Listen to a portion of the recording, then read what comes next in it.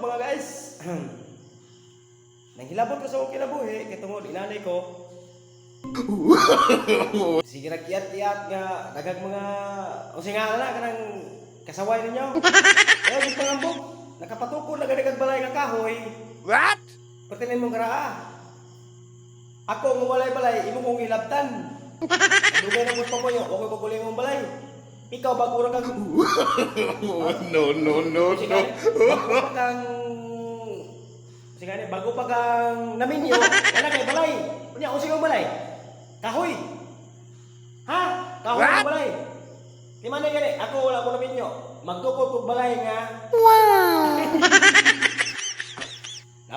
Napay mga istorya guys nga. What?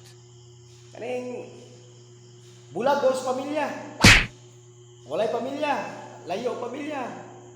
Daghang mga istorya, pero okay ra. Ya ikaw.